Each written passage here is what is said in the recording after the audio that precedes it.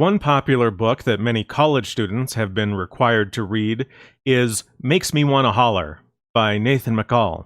On the first page of the book, he says, "The fellas and I were hanging out on our corner one afternoon when the strangest thing happened. A white boy who appeared to be about 18 or 19 years old came pedaling a bicycle casually through the neighborhood. I don't know if he was lost or just confused, but he was definitely in the wrong place to be doing the tourist bit.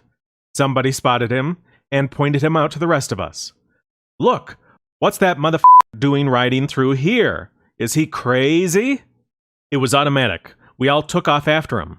We caught him on Cavalier Boulevard and knocked him off the bike. He fell to the ground, and it was all over. We were on him like white on rice. Ignoring the passing cars, we stomped him and kicked him. My stick partners kicked him in the head and face and watched the blood gush from his mouth. I kicked him in the stomach and nuts where I knew it would hurt. Every time I drove my foot into his balls, I felt better. With each blow delivered, I gritted my teeth as I remembered some recent racial slight. This is for all the times you followed me round in stores. And this is for the times you treated me like a And this is for GP, General Principle, just 'cause you white. So they're beating this white guy up because he's white. He's also saying that there has been racial slights that this is revenge for, like being followed around in a store. Keep in mind, while he believed he got followed around in stores for being black, he might have gotten followed around in stores because everyone knows he's up to no good. After all, in his chapter on work, he says, quote, "Hustling seemed like the thing to do.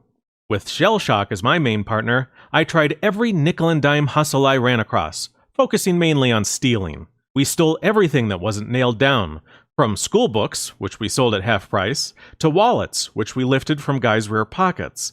We even stole gifts from under the Christmas tree of a girl we visited. She left the room to get something, and we stuffed small gifts into our pants and coat pockets before she returned." Yeah, so this is the guy. This is the kind of person who's mad about being followed around in a store. But let's go back to the first chapter. This wasn't the only white guy he and his friends beat up. Quote, "F***ing up white boys like that made us feel good inside. I guess we must have been 14 or 15 by then. It felt so good that we stumbled over each other sometimes, trying to get in extra kicks and punches. When we bum-rushed white boys, it made me feel like we were beating all white people on behalf of all black people. We called it getting some get back, securing revenge for all the shit they'd heaped on blacks all these years." So this is a racial revenge narrative predicated on the anti-white worldview. Would you say the anti-white worldview was more common back in the 60s when he was attacking white people, or now when we have critical race theory, now when anti-whiteism is being taught to our school children? The story from the 60s isn't new. We see the same sort of thread today. Maybe you've heard about the knockout game, sucker punching people out of nowhere, often targeting whites. When it's targeting whites, sometimes it's called polar bear hunting. There's lots of opportunity to get some get back, as McCall said. For example, do you remember the O.J. Simpson case in the 90s?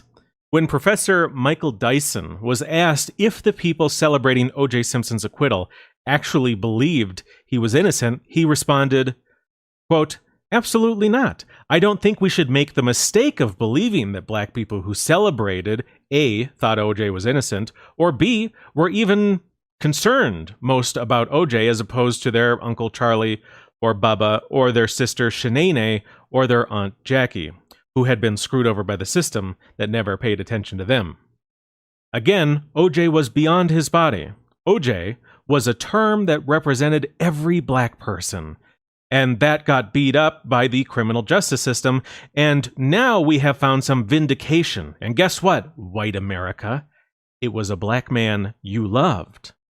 So it represents every black person, and they're shoving it in the face of white America. Hey, that sounds a lot like this book, Racial Revenge. The trial wasn't about providing justice in a specific case. They viewed it as a struggle against their institutional and racial enemies. Because after all, it was getting some get back. And court cases are a great place to get some get back against white people. There's a scientific paper, a meta-analysis of 34 other papers, Racial Bias in Mock Juror Decision-Making, a meta-analytic review of defendant treatment. So we're looking at mock jury bias. You've maybe heard that jurors of certain races are more or less likely to convict. You've heard that it's important to have the right racial mix on jury. Well, let's take a look at the bias. In this case, 0 would not be biased, and 1 would be totally biased. That's the scale here. Let's look at verdicts. Bias in verdicts. That means guilty or not guilty. White jurors had a bias of 0.028. Black jurors had a bias of 0.428. We can look at Table 2. This has to do with bias in sentencing. White jurors had a bias of 0.096. Black jurors had a bias of 0.731. Remember, 1.0 is perfectly biased, and 0 is perfectly fair. Many jurors see an opportunity to get some get back. Let's talk about Georgia. Maybe you've heard about this story. Justin Roberts shot 5 people, targeting white men, over 2 days. And this was just a few days ago, earlier this month. Or you might not have heard this story. The racial targeting of whites is generally a hush crime. You don't talk about hush crime. People aren't supposed to find out about hush crime. That's why you don't hear much about Roberts. Do you remember this other case in Georgia? Ahmaud Arbery. Initially, they claimed that Arbery was just jogging. In reality, he had been stealing from construction sites. He got shot and died. Now, this was also Georgia, and you probably heard a lot about that. How about this other story from Georgia, also this month? A 41-year-old man, white man, was jogging. Yeah, a man in Georgia jogging. And a black man, Galen Newsom, pulled up alongside him, rolled his window down, his tinted window, and then shot him. Shot the white man who was jogging, once in the thigh, and then once again hitting him in the ball and socket joint in his left hip. Andrew, the victim, dove and hid behind a tree from his attacker. Luckily, he survived. And guess what? Police received more calls around that same time. 2 more joggers in the area had been targeted with gunfire. Luckily, the shooter couldn't aim that well. So why haven't you heard about the shooting of these joggers? Well, it's a white area, black attacker. It's a hush crime. A criminal being stopped by a white man? Now that's international news. Targeting of white men? Hey, hush, hush. You don't get to talk about that. Random attacks on joggers in a very white area of town? Whoa. Don't talk about that. Hush up. It's hush crime. One of the things you see in the United States is there is commonly white neighborhoods and black neighborhoods. They don't have to be absolutely black or absolutely white, but they do happen whether you like it or not. Okay, they're real. We're going to have to accept that. Let's look at this racial dot map of Atlanta. You can see where the white people are and where the black people are, right? So now let's look at the National Crime Victimization Survey from 2018. When it comes to violent crime, here are the attacks performed by white people. As you can see, 85% of the attacks, roughly, by a white person were done to another white person. And this kind of makes sense, right? We've accepted, well, here's the racial dot map. We've accepted that there are black neighborhoods and white neighborhoods. If you do have a white person who is violent and who's going to go commit a violent act, if they're just sort of doing it wherever they are and they're not racially biased, they're going to be targeting other whites, right? That's just who they live around. Similarly, most black people live around a lot of other blacks. So most of their violent crime will be against each other. Oh, so they attack us more frequently than they attack each other. but they live near each other. A lot of black neighborhoods are very black. Your average black person is surrounded by other black people more than others. Mathematically, we know if they were picking at random, it wouldn't be like this. Well, clearly this isn't random. A large portion of these attacks, they have to be going out of their way to find white people to victimize. Are they getting some get back? Let's hear more from Nathan in his book, Makes Me Wanna Holler. Quote, after my older brother Dwight got his driver's license, a group of us would pile into my stepfather's car some evenings and cruise through a nearby white neighborhood, searching for people walking the streets. We'd spot some whites, get out, rush over, using sticks and fists, try to beat them with an inch of their lives. Oh, so it appears that traveling to attack whites isn't new. Apparently, it's fairly uncommon for a white person to leave a white community to look for blacks to victimize, but it might be much more common for non-whites to seek out white people to victimize. Keep in mind, we're talking about violent crime here. Well, this is not burglary, right? Burglary is not part of violent crime. We're looking at things like rape. Now, why might they be doing this? Well, many non-whites are told every day of their lives that whites are evil and are hurting them. Sounds to me like getting some get back. When a white person attacks a black, this is huge news. But this is hush crime. When white people attack Hispanics, it can be big news. But this is hush crime. White people attacking Asians? Huge news. Hush crime. If you're at all surprised by the fact that when every racial group goes out to commit violent crime, that they target whites more than anyone else, if that surprises you, then hush crime is working. Keeping it on the down low, keeping it hushed up, has manipulated your view of the world. At the end of the day, we can expect to see a significant targeting of white people as long as the anti-white narrative continues to dominate our society.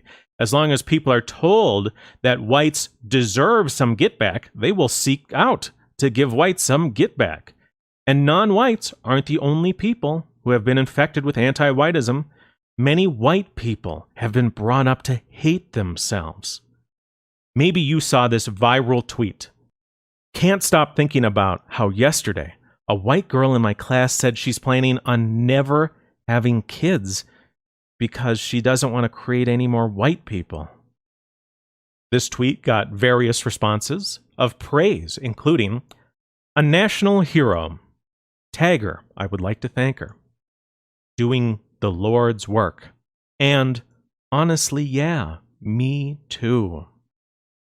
Some people said that they didn't believe her tweet, but there's really nothing that unlikely about it.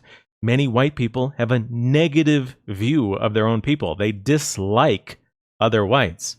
Pretty much every group has some warmth towards their own group. You share a lot in common with them, after all. Generally, you don't have a straight-up dislike for your own people, but we can see in polling this is not a one-off thing. There's a lot of white guilt, a lot of crushing white guilt. Some whites refuse to start families because of their guilt, or they may turn to drugs or suicide. The CDC reported a significant increase in suicide for both white men and white women in nearly every age bracket recently. And we're talking about rates of suicide that are often double or triple the rates of suicide that blacks and Hispanics have. When the anti-white narrative infects your thinking and it affects your brain, you will tend to lash out at white people. That can be non-white people lashing out at whites. It can also be white people lashing out at themselves, lashing out at their family, and lashing out at their own children, if they actually have any. So, what is the death toll of anti-whiteism? How many people are attacked because their attackers believe in the anti-white narrative? How much of it is getting some get back? Got to be some of it. How many whites who have fallen victim to the anti-white narrative have been driven into drugs? How many whites that have committed suicide over the last few years had been infected with anti-whiteism? And if they didn't have that white guilt, they might not have been pushed over edge. We could take guesses. We could look at the crime stats, particularly the crimes with no monetary reward, like rape and murder, and then we could calculate what those stats might actually look like if there was no race targeting, because it would be different. But at the end of the day, it's hard, because after all, we are talking about hush crime. And whites who are infected with anti-whiteism sometimes believe they deserve to be harmed and won't talk to police about how they've been victimized. And some anti-white police don't take crimes seriously when they're reported by whites. But we know that anti-whiteism kills people. It harms people. It ruins their lives. Sometimes it's obvious. Sometimes we find out about some of these hush crimes. But most of the time, we don't find out. It's covered up by anti-whites. Sometimes we're not sure if white guilt could have pushed someone over the edge. Suicide. We'll likely never learn how many lives it destroys, but anti-whites who push anti-whiteism, they push hatred against white people, they push critical race theory, they have blood on their hands. They are a part of this system. And people who downplay anti-whiteism, and they say that, oh, critical race theory isn't a type of anti-whiteism, well, they have blood on their hands too. And being an anti-white isn't just sort of a bad thing. It's not just a little goofy to be anti-white. Being anti-white is disgusting.